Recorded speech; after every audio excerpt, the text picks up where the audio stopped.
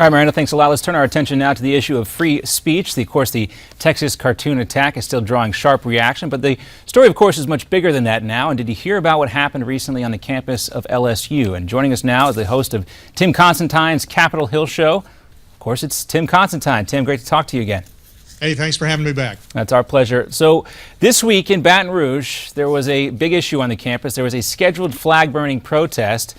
We have some video of that, but according to the Associated Press, LSU graduate student Benjamin Haas had originally planned to burn an American flag on Wednesday now to promote the First Amendment and to support an LSU student who was arrested last week for stealing and burning a flag. When the Haas finally arrived to a chaotic scene, which you see right here, he was surrounded by a large crowd yelling obscenities and chanting, "USA, USA," and "Go to hell, hippie. Go to hell." Water balloons were thrown at this guy. I wanted to ask you, Tim, because as we talk about a defense of the Constitution and the First Amendment, what do you think this says about the current state of free speech in this country?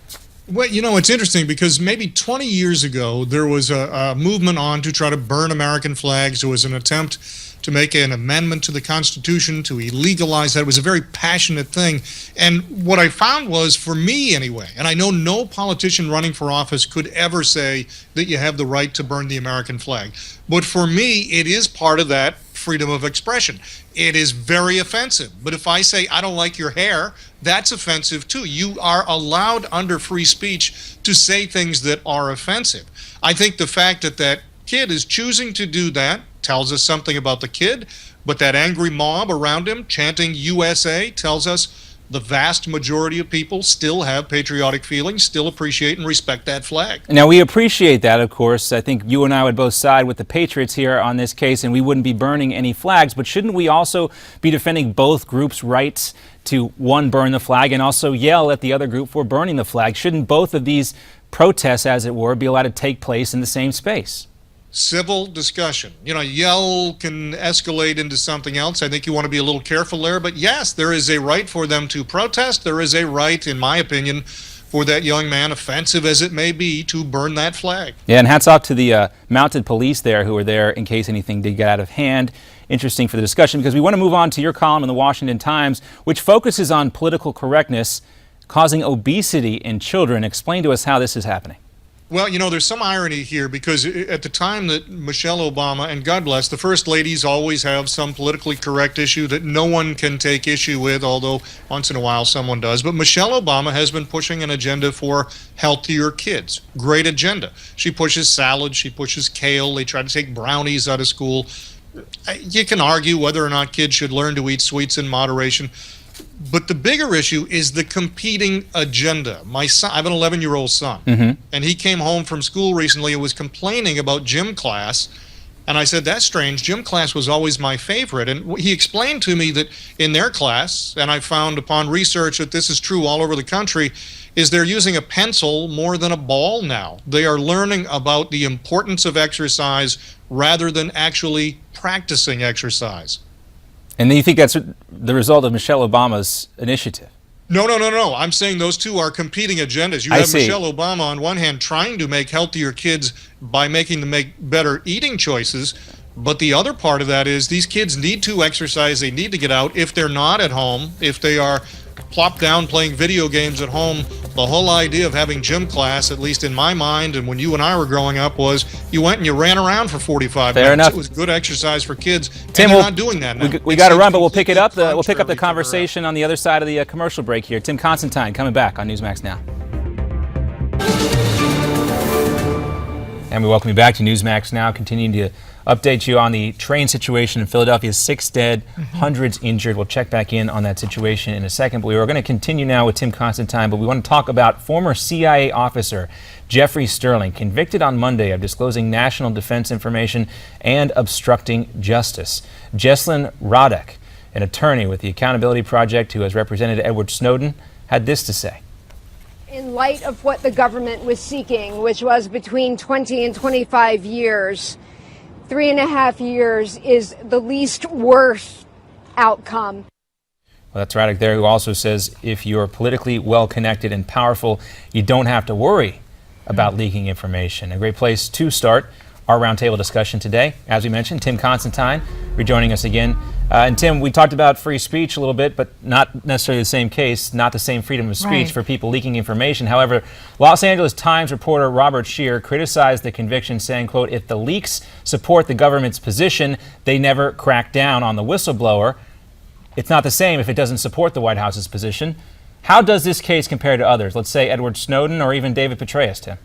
Well, clearly it should be consistent, but in all of the cases you just mentioned, Petraeus and Snowden, it is. The government would like to pursue all three of those. Did pursue Petraeus, did pursue this young man, and is pursuing Edward Snowden if they could get him back.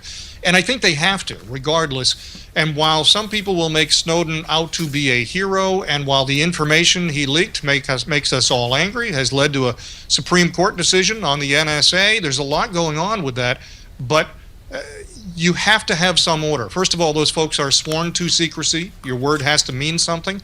And second, we can't all just make up the rules as we go along. There does have to be some order, some hierarchy. Well, we do want to mention that Sterling had in the past unsuccessfully sued the CIA for racial discrimination, so maybe that played into all of this here. But also, this White House has gone after the Associated Press by trying to put moles in their newsroom. They've gone after James Rosen from Fox News and James Risen from the New York Times. Do you think that But he didn't testify, though. Well, and reporters shouldn't have to testify.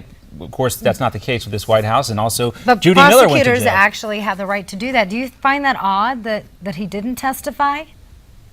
Oh, I think it's the way the White House has gone over this. You know, they were going to be the group that was all about transparency. They were going to let us know everything. And when you mentioned infiltrating the media corps, when they are putting false reporters out there or going after people like James Rosen, then you are distorting the role of the press. We have a free press here. It aggravates me. I'm sure at times it aggravates you. I am positive it aggravates the White House. However, that's the price of having a free press. One last question. Were you surprised at all that he was only sentenced to a little over 3 years versus 20? No, and I would tell you, when you're looking at it from his perspective, 3.5 years, a long time. It is a long time to go to federal prison. Moving along, the ongoing drought in California has had many side effects, including water theft. After massive amounts of water went missing from one of the deltas, local authorities instituted a water crime task force to investigate. But they're not only looking into large amounts of water theft. Homeowners in Modesto, California were fined over $1,000 for allegedly taking water from a canal. Tim, that's a pretty hefty fine, don't you think? It is, and particularly when you think of taking from a canal, and when you look, they were not piping this into their house. They were taking a bucket or a cup full of water in to do a project. It's a really hefty fine. The analogy I think I'd make is here in Florida, we had in my home state of Florida, we had a case where there was a flood, and one of the local golf courses drained all of its water off into residential area. If you have something like golf taking a higher priority than residents, that's a problem. Yeah, it does seem like the state of California here is going after the little guy. Meantime, when most of the water usage comes from these gigantic farming. I mean, it's such a small percentage. Yeah, and at the same time, we also... to my point is if you have golf courses sprinkling and you have somebody taking a bucket of water out of a canal, it seems like your priorities may be a little mixed up. Yeah, we're hearing reports now of some golf courses ripping up their sod because of this situation. 4 years of drought in California. We also want to talk about something else before we let you go, Tim. In Texas, State Representative David Simpson has set out to remove all references to marijuana from the Texas legal code. A bill on the subject passed a hurdle through a committee vote last week.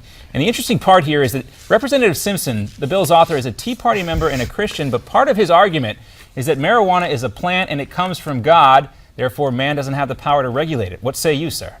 I say you could say the same thing about the coca leaves or peyote or any other number of things that we probably don't want readily available over the counter. I'm not a pro-pot guy. I am close to a libertarian. I do think people should make their own choices, but I think there are some clear lines that need to be drawn, and drug use, which serves no purpose, that's a line for me. So you don't think we should leave it in God's hands, in other words? I'm sorry, I Great question. couldn't resist it. All right, Tim Constantine, thanks so much for joining us. Always good to have you here on Newsmax Now. All right, coming up, sausage and eggs and how they may help you lose extra weight. That's coming up next on the Health Sounds Radar. that.